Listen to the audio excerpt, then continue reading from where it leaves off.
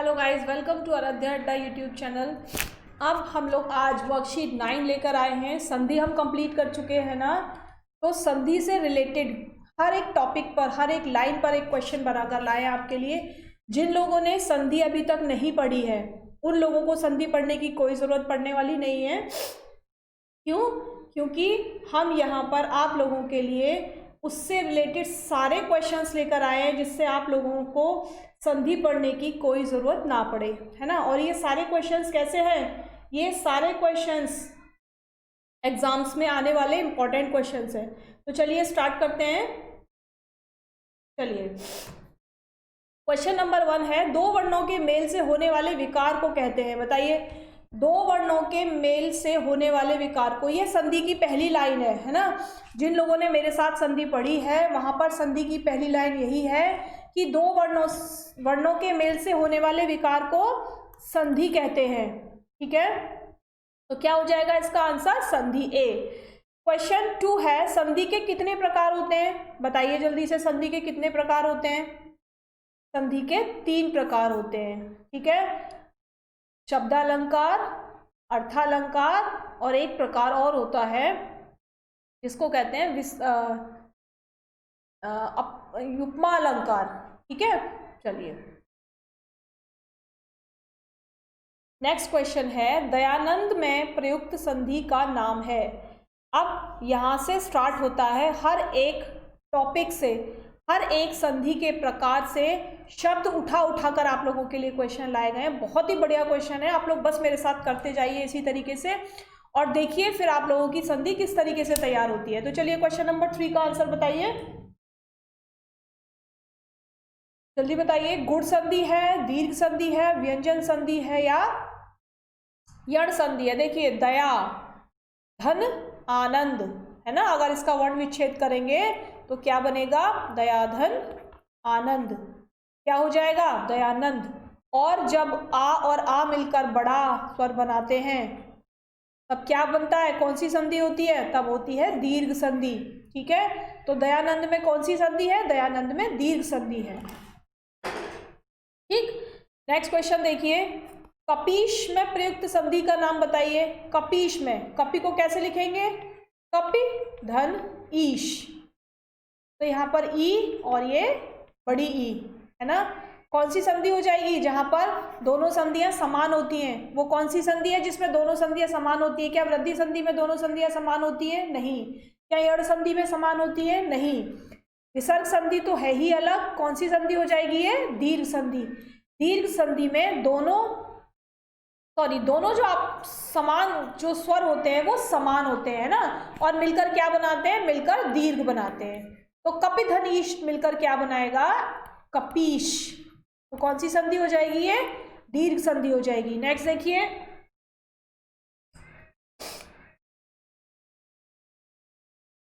देखिए, सदैव में प्रयुक्त संधि का नाम बताइए। देखिए, पहले तो इसका संधि विच्छेद करते हैं, सदा, धन, एव। ठीक है, सदा, धन, एव। अब मुझे बताइए कौन सी संधि होगी इसमें? व्यंजन संधि होगी, स्वर संधि होगी, विसर्ग संधि होगी, या इनमें से कोई नहीं? इसे बताना तो बहुत आसान है।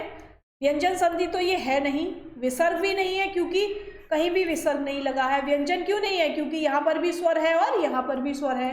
तो कौन सी संधि हो जाएगी ये हो जाएगी स्वर संधि। ठीक है, नेक्स्ट क्वेश्चन देखिए, इनमें कौन स्वर संधि का उदाहरण है? बताइए कौन सा स्वर संधि का उदाहरण है? इसका विच्छेद करते हैं तो सम धन योग होता है। ठीक है ना।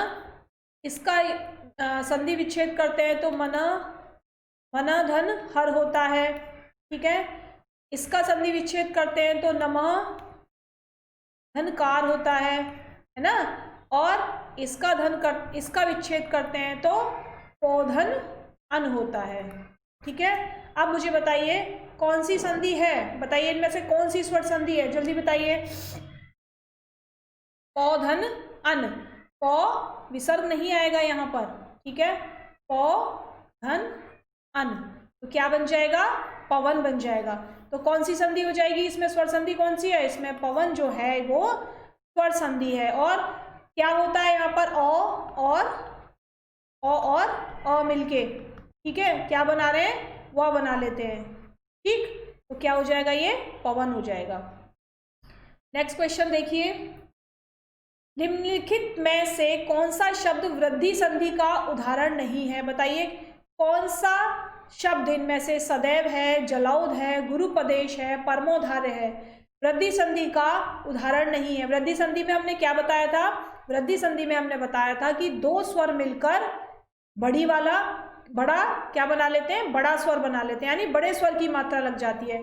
तो देखिए यहाँ पर भी बड़े स्वर की मात्रा है, यहाँ पर भी बड़े स्वर की मात्रा है, और यहाँ पर भी बड़े स्वर की मात्रा है। किस में नहीं है बड़े स्वर की मात्रा?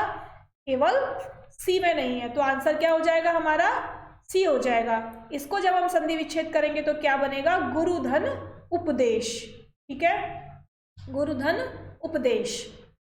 चले आगे, नेक्स्ट देखिए, निम्न में से दीर्घ संधि युक्त पद कौन सा है? बताइए, अभी तो पूछा था वृद्धि संधि का उदाहरण नहीं है, अब पूछा है दीर्घ संधि युक्त पद कौन सा है? बताइए कौन सा है? महर्षि है, देवेंद्र है, सूर्योदय है, या दैत्यारी है? बताइए कौन सा है दीर्घ संधि युक्त?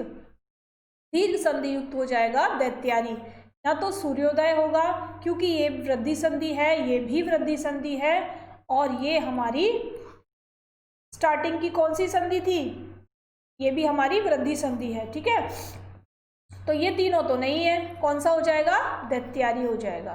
ठीक, नेक्स्ट देखिए, पवित्र में प्रयुक्त संधि का नाम बताइए। बताइए पवित्र में कौन सी संधि प्रयोग हो रही है? यण संधि, गुण संधि, अयादि संधि, या वृद्धि संधि? कौन सी संधि हो रही है? पवित्र में अयादि संधि का प्रयोग हो रहा है, यानी पवित्र जो बना है वो अयादि संधि से बना है। ठीक है, नेक्स्ट देखिए, इत्यादि का सही संधि विच्छेद कीजिए। जल्दी से बताइए, इत्यादि का सही संधि विच्छेद क्या होगा? इति धन यादि, इति धन यादि, इत धन आदि, या इति धन आदि? तो इत्यादि का जो सही संधि विच्छेद होगा वो होगा इति धन आदि, है ना।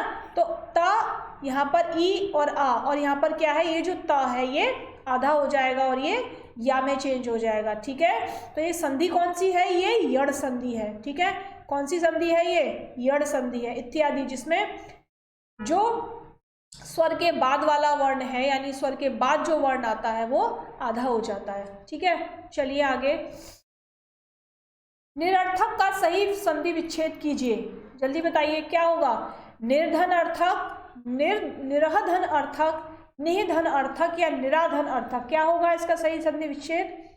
इसका सही संधि विच्छेद होगा निधन अर्थक। अगर किसी स्वर के बाद विसर्ग है और विसर्ग के बाद क्या है? स्वर है। ठीक है, यानी विसर्ग के बाद अगर अ आ में से कोई स्वर आता है तो विसर्ग का क्या बन जाता है? विसर्ग का रा बन जाता है। तो निधन अर्थक का क्या बनेगा? निरर्थक। तो कौन सा राइट आंसर हो जाएगा? सी। धरेश का सही संधि विच्छेद कीजिए। बताइए क्या होगा? धरा, देखिए ये विसर्ग है, ये तो ये होगा नहीं। ठीक है, बाकी बचे हमारे पास तीन। अब इनमें से बताइए, धर धन ईश होगा, धराधन ईश होगा, या धराधन इश होगा? बताइए क्या होगा? देखिए ये भी नहीं होगा, क्यों? क्योंकि धर का कोई मतलब नहीं होता, है ना। यहाँ पर डी भी नहीं होगा, क्यों? क्योंकि इश का कोई मतलब नहीं होता। संधि विच्छेद करने में भी हमें एक चीज का ध्यान रखना है, जब हम शब्द का संधि विच्छेद कर रहे हैं तो पहले वाले शब्द का भी मीनिंग होना चाहिए और दूसरे वाले शब्द का भी मीनिंग होना चाहिए। यहाँ पर दोनों शब्दों का मीनिंग है, धरा माने धरती और ईश माने भगवान। तो धरेश का सही संधि विच्छेद क्या होगा? धराधन ईश। ठीक है, नेक्स्ट देखिए, निराशा का सही संधि विच्छेद बताइए। अभी थोड़ी देर पहले हमने विसर्ग वाले संधि विच्छेद किया था एक, है ना। क्या बताया था? अगर विसर्ग के बाद कोई स्वर है तो वो किस में चेंज हो जाता है? वो रा में चेंज हो जाता है। ठीक है, तो इसका आंसर क्या होगा? इसका आंसर तो सी ही होगा। ना तो निराशा, निराधन आशा होगा, ना निर्धन आशा होगा, ना निरहधन आशा होगा। क्या होगा? निधन आशा। नेक्स्ट देखिए, महोष्ण का सही संधि विच्छेद कीजिए। बताइए महोष्ण का सही संधि विच्छेद क्या होगा? महोधन उष्ण होगा, महाधन उष्ण होगा, महोधन उष्ण होगा, या महाधन उष्ण होगा? जल्दी बताइए क्या होगा? इसका जो सही संधि विच्छेद होगा वो होगा महाधन उष्ण, और क्या बन जाएगा, महोष्ण बन जाएगा। ठीक है, नेक्स्ट चलिए, आशीर्वाद का सही संधि विच्छेद बताइए क्या होगा, आशीर्धनवाद, आशीर्धनवाद, आशीर्धनवाद, या फिर इनमें से कोई नहीं। तो ये दोनों तो नहीं है। ठीक है, क्यों नहीं है, अगर हम इसका संधि विच्छेद करते हैं तो आशी धनवाद बनता है, और जब विसर्ग से पहले श होता है, जब भी विसर्ग से पहले श होता है तो उसको संधि करते समय क्या हो जाता है, उसका रा बन जाता है ना, पढ़ा था ना हमने पॉइंट्स में। तो बस क्या हो जाएगा इसका संधि विच्छेद, बी हो जाएगा इसका संधि विच्छेद। ठीक है, आशीर धन वाद क्या बनेगा, आशीर्वाद। नेक्स्ट देखिए, महेश का सही संधि विच्छेद बताइए क्या होगा, महेश का संधि विच्छेद महोधन ईश होगा, महाधन ईश होगा, महीधन ईश होगा, या महिधन ईश होगा। बताइए क्या होगा इसका सही संधि विच्छेद।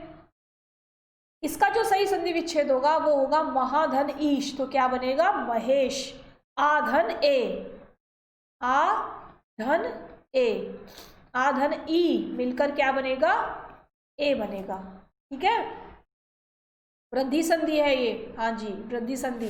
चलिए, सन्मति का सही संधि विच्छेद बताइए, सन्मति का सही संधि विच्छेद क्या होगा। आप लोगों को बताया था कि जब भी न कहीं पर आधा होता है और ऐसे शब्द का जब संधि विच्छेद कर दिया जाता है तो वो न किस में चेंज होता है, वो म में चेंज होता है। या फिर हम ये कह सकते हैं कि जब किसी शब्द का संधि विच्छेद संधि करते हैं हम, तो जो माँ है, माँ वो किस में बदल जाता है, यानी संधि का पहले शब्द का अंतिम वर्ण और दूसरे शब्द का प्रथम वर्ण अगर माँ है तो जो पहला वाला वर्ण है वो किस में चेंज हो जाएगा, वो ना में चेंज हो जाएगा। तो क्या बन जाएगा, सम धन मति। तो इसका राइट आंसर क्या होगा, इसका राइट आंसर होगा सम धन मति। ठीक है, नेक्स्ट देखिए, अन्वय का सही संधि विच्छेद है बताइए, अन्वय का सही संधि विच्छेद क्या होगा, अनुअय, अनुआय, अनुअय या अनुअय, अनुआय। बताइए क्या होगा इसका सही संधि विच्छेद क्या होगा। इसका जो सही संधि विच्छेद होगा वो होगा अनुधन आय, तो क्या बन जाएगा, अन्वय, है ना, क्या बन जाएगा, अन्वय। चलिए आगे चलते हैं, परोधन पकार में, सॉरी पूरा लिखा है परोपकार में, परोपकार में प्रयुक्त संधि का नाम है। परोपकार में, एक मिनट,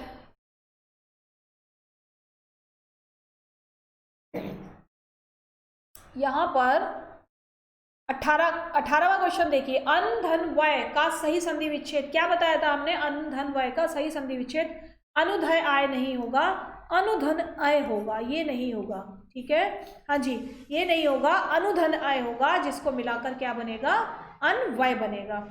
अगर यहाँ पर बड़े आ की मात्रा लगा देंगे तो यहाँ पर भी मात्रा होनी चाहिए थी, लेकिन क्योंकि यहाँ पर मात्रा नहीं है ना, यहाँ पर मात्रा नहीं है, तो जो स्वर आएगा हमारा वो कौन सा आएगा, छोटा वाला आएगा। ठीक है, हर स्वर आएगा, तो अनुधन आय। नेक्स्ट देखिए, अब परोपकार में प्रयुक्त संधि का नाम है, परोपकार में जो संधि प्रयुक्त हो रही है उसका नाम बताइए, क्या नाम होगा उसका, विसर्ग संधि, जी नहीं, विसर्ग संधि तो नहीं होगा। अब हमारे पास रह गई 3 संधि, गुण संधि, वृद्धि संधि, यण संधि। अब देखिए, अगर इसका संधि विच्छेद करते हैं तो क्या बनता है, पर धन उपकार, परोधन उपकार। ठीक है, परोधन उपकार। ठीक, तो कौन सी संधि, यहाँ पर ओ है, यहाँ पर उ है।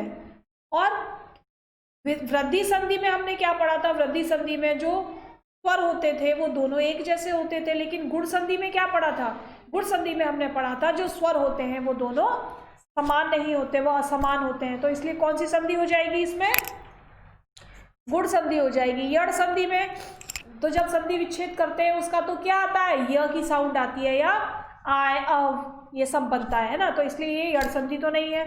नेक्स्ट देखिए, निम्नलिखित में से कौन सा शब्द स्वर संधि का उदाहरण है, अधोधन गति, दिग्गज, उच्चारण, मनवंतरण, बताइए कौन सा है? देखो अधोधन गति को करेंगे अधः,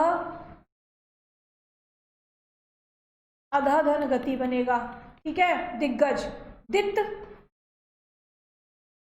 धन गज बनेगा। उच्चारण,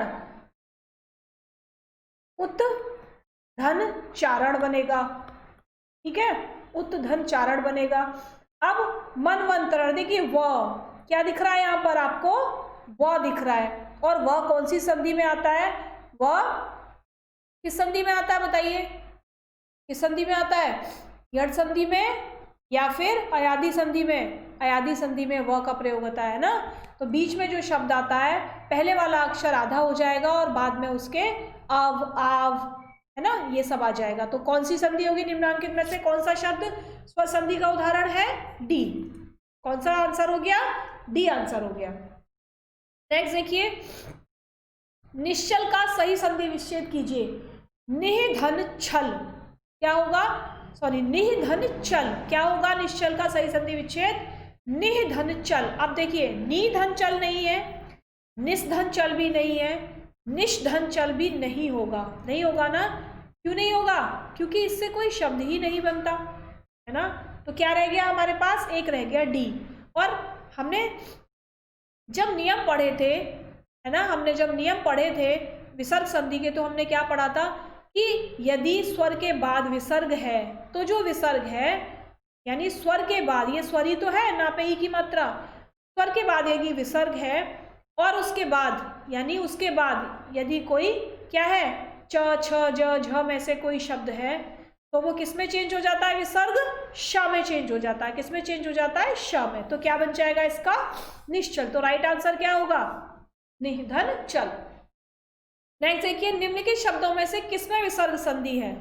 अभी अभी पढ़ा है ऊपर ही, किसमें विसर्ग संधि है? बी में विसर्ग संधि है, निह धन चल, ठीक। नेक्स्ट चलिए, सप्तर्षि का सही संधि विच्छेद कीजिए, बताइए सप्तर्षि का सही संधि विच्छेद क्या होगा? क्या इनमें से कोई है? इनमें से कोई? नहीं है, ये भी नहीं है, ये भी नहीं है, ये भी नहीं है, है ना।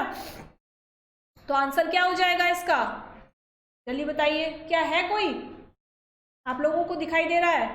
भाई मुझे तो दिखाई दे गया। सप्तर्ष नहीं है, सप्तधन ऋषि भी नहीं है। क्या है इसका आंसर? इसका आंसर है सप्तधन ऋषि। जब हम सप्तर्षि को संधि विच्छेद करते हैं तो वो सप्तधन ऋषि में चेंज होता है, ठीक है। तो इसका आंसर क्या हो जाएगा? सप्तधन ऋषि। नेक्स्ट देखिए, तपोवन में प्रयुक्त संधि का नाम है, ठीक है। सबसे पहले तो तपोवन को क्या करते हैं? संधि विच्छेद करके देखते हैं कौन सी संधि है इसमें। तपः धन उपवन, तपोवन, ठीक है। तो कौन सी संधि हो जाएगी इसमें? हो जाएगी विसर्ग संधि, ठीक है। क्या हो जाएगी इसमें? विसर्ग संधि हो जाएगी। नेक्स्ट चलिए, स्वागत में प्रयुक्त संधि का नाम बताइए। बताइए स्वागत में कौन सी संधि का प्रयोग हो रहा है? व्यंजन संधि का, यण संधि का, दीर्घ संधि का या वृद्धि संधि का? भाई यण संधि में हमने पढ़ा है व और आव आव, है ना, ये सब वृद्धि संधि में ही तो पढ़ा है, सॉरी यण संधि में ही तो पढ़ा है। तो हमें यहाँ पर क्या दिखाई दे रहा है इसमें? हमें यहाँ पर व दिखाई दे रहा है। तो हम आंख बंद करके किस पे टिक करेंगे? हम यण संधि पे टिक करेंगे, ठीक है। ये छोटी छोटी सी ट्रिक्स हैं संधियों की, जिनको हमें थोड़ा सा ध्यान में रखना है ना, जिनको हमें क्या करना है? ध्यान में रखना है। अयादि संधि में क्या होता है? अयादि संधि में आय, य का प्रयोग किया जाता है। यण संधि में मोस्टली आपको व मिलेगा, ठीक है, अव, आव, ये सब मिलेगा। चलिए नेक्स्ट देखिए, दिगंबर में प्रयुक्त संधि का नाम है। दिगंबर में कौन सी संधि प्रयोग हो रही है? जल्दी बताइए। इसका अगर संधि विच्छेद करते हैं तो क्या बनता है? दिक् धन अंबर, यही बनता है, बताइए मुझे, यही बनता है ना। तो कौन सी संधि होगी ये? देखिए व्यंजन है ये, तो स्वर संधि और विसर्ग संधि तो नहीं है, ऐसा भी नहीं है कि इनमें से कोई नहीं है। कौन सी संधि बची? विसर्ग संधि बची, ठीक है। तो दिक् धन अंबर क्या हो जाएगा? दिगंबर हो जाएगा, ठीक है। तो क्या हो गया? एक रूल पढ़ा था हमने कि जब प्रथम शब्द का अंतिम वर्ण क्या हो, किसी भी वर्ग का पहला अक्षर हो, तो संधि करते समय वो किस में बदल जाता है, वो अपने तीसरे वर्ण में बदल जाता है। तो दिख का तीसरा वर्ण क्या है, क ख ग, कौन सा है तीसरा वर्ण, ग। तो क को जब हमने संधि को किया तो ये क किस में चेंज हो गया, ये क ग में चेंज हो गया। ठीक है, समझ में आ गया अब तो, है ना। तो इसीलिए ये कौन सी संधि हो गई, ये व्यंजन संधि हो गई। नेक्स्ट देखिए, निम्नलिखित शब्दों में से किसमें स्वर संधि है, किसमें स्वर संधि दिखाई दे रही है, एत धन एव, ये तो विसर्ग संधि है अगर इसका विसर्ग करेंगे तो। ठीक है, तपोधन गुण, ठीक है, और रजनीश सदाचार। अब बताइए किसमें स्वर संधि है, यहां पर जो स्वर संधि मिलेगी वो मिलेगी रजनीश में। ठीक है, चलिए नेक्स्ट, प्रत्युपकार का सही संधि विच्छेद कीजिए, प्रत्युपकार का सही संधि विच्छेद कीजिए। बताइए, प्रत्यधन उपकार, प्रतिधन उपकार, प्रतिधन उपकार या प्रतिधन अपकार, क्या होगा, प्रत्युपकार का सही संधि विच्छेद क्या होगा, प्रत्युपकार का जो सही संधि विच्छेद होगा वो होगा प्रतिधन उपकार। ठीक, ठीक है ना, प्रतिधन उपकार। चलिए नेक्स्ट, और आज की क्लास के ये दोनों लास्ट क्वेश्चन है। 30 क्वेश्चन हम कर चुके हैं, ये 30 क्वेश्चन हर परीक्षाओं में आने वाले प्रश्न हैं। ऐसा प्रश्न इनमें से एक भी नहीं है जो किसी परीक्षा में नहीं आया हो, और सारे प्रश्न ऐसे हैं जो बार बार आते रहते हैं। तो आप इन प्रश्नों को कीजिए और आप देखिए आपकी संधि बिल्कुल क्लियर हो जाएगी, आपको कहीं और से कुछ करने की जरूरत ही नहीं पड़ेगी। चलिए 29, गायक का सही संधि विच्छेद बताइए, क्या होगा गायक का सही संधि विच्छेद, ये तो बहुत कॉमन है, गे धन अक। ठीक है, गायक, यक आ रहा है ना, यक, कौन सी संधि हो गई, यड़ संधि हो गई। ठीक है, कौन सी संधि हो गई, यड़ संधि हो गई, गे धन अक। नेक्स्ट देखिए, अभिषेक का सही संधि विच्छेद क्या होगा भाई, अभिषेक का सही संधि विच्छेद जल्दी से बताइए, अभिधन शेख, अभिधन शेख, अभिधन शेख या अभिधन शेख। देखिए विसर्ग संधि तो ये नहीं है, है ना, क्योंकि अगर हम इसका संधि विच्छेद करते हैं तो अभिधन शेख करके कहीं कुछ संधि विच्छेद होता है, लेकिन क्या होता है ये आप लोग बताइए मुझे, इन तीनों में से क्या होगा, ये अभी नहीं होगा। अब ये दो रह गए आपके पास, तो अभिधन शेख होगा या अभिधन शेख होगा, तो जो इसका सही संधि विच्छेद होगा वो होगा अभिधन शेख। यानी यहां पर अगर हमारे पास क्या है, एक व्यंजन है जिस पर स्वर की मात्रा लगी हुई है, और तो उसको संधि विच्छेद करने पर यानी लास्ट में अगर से है तो इसका क्या बन जाता है, इसका श बन जाता है ना। यदि क्या है, प्रथम शब्द का अंतिम वर्ण स्वर है और द्वितीय स्वर का प्रथम वर्ण कोई व्यंजन है तो वो किस में बदल जाता है, वो सा, मतलब व्यंजन भी क्या होना चाहिए, सा होना चाहिए या श होना चाहिए, तो वो किस में बदलेगा, वो श में बदल जाएगा। ठीक है, तो इसीलिए जो इसका सही संधि विच्छेद होगा वो क्या होगा, अभिधन शेख, क्या बनेगा, अभिषेक। ठीक है, अब मुझे बताइए आप लोगों को आज के क्वेश्चंस कैसे लगे, है ना, प्यारे प्यारे क्वेश्चंस, इंपॉर्टेंट, सारे क्वेश्चंस इंपॉर्टेंट है। तो आप लोग एक बार इनको कीजिए, और अगर सेशन पसंद आया है तो कमेंट बॉक्स में कमेंट भी करना, लाइक भी करना और शेयर भी करना। अभी संधि हमारी कंटिन्यू चलेगी, इसी तरीके से 2-3 सीरीज हम क्वेश्चंस की लेकर आएंगे जिसमें हम आपको पूरी की पूरी संधि रिवाइज कराएंगे। ठीक है, तो मेरे साथ इसी तरह बने रहिए। आज के लिए धन्यवाद, कल फिर मिलेंगे, चलिए बाय बाय।